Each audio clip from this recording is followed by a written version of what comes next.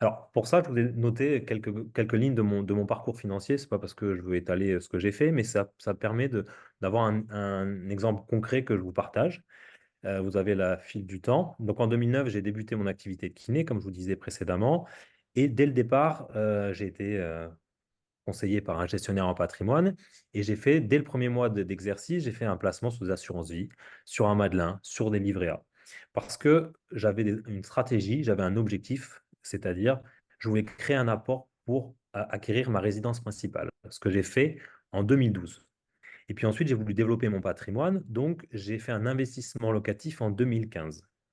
Ensuite, je suis arrivé en 2016 et j'ai créé avec Fanny JustForm. Donc, c'est la construction du premier pilote physio-coach. C'était l'ébauche avec, sous un même bâtiment à la fois, un cabinet de kiné et une salle de sport.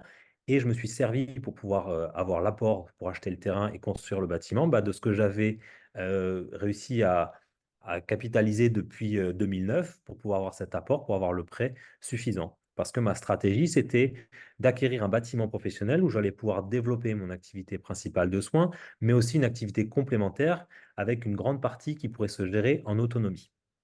Ça, c'était donc mon objectif à moyen terme. Ensuite, on a ouvert un PE et un PERCO avec JustForm. Et puis, j'ai vendu ma résidence principale, j'ai constitué un apport. Et cet apport, plus le fonds PE en PERCO, j'ai créé avec Fanny un deuxième espace à Gaillac où on est locataire, mais on a créé cette deuxième activité. Et c'est là où on a eu l'envie de vraiment développer ce côté physio-coach, donc apporter une solution aux kinés qui souhaitent se diversifier dans le sport santé. Et tout ça a évolué avec cet objectif, en fait, à long terme, de mettre ma famille à l'abri des coups durs et pouvoir prendre ma retraite le plus tôt possible. Parce que ceux qui me connaissent savent que je bosse beaucoup. Et cet objectif, c'est vraiment de ne pas bosser comme ça encore beaucoup d'années et de tout prévoir en amont parce que c'est l'objectif final que je me suis fixé. Donc on voit bien que si on a une stratégie de départ, si on sait où on veut aller en partant du départ et en se mettant des jalons et en sachant où on va exactement, on peut savoir si on est dans les clous à un instant T ou s'il faut changer un petit peu de braquet ou réadapter les choses par derrière.